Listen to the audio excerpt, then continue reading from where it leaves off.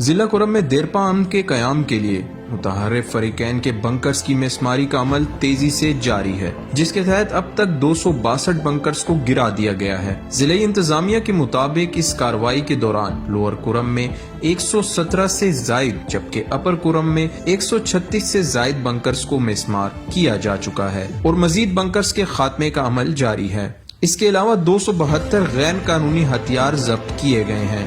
یہ اقدامات کوہاٹ امن معاہدے کے تحت کیے جا رہے ہیں، جس کا مقصد علاقے میں کشیدگی کا خاتمہ اور دیرپا امن کی بحالی ہے۔ ضلعی حکام پرعزم ہے کہ معاہدے پر مکمل عمل درآمد کو یقینی بنایا جائے گا تاکہ مقامی آبادی کو مستقل امن اور استحکام فراہم کیا جا سکے۔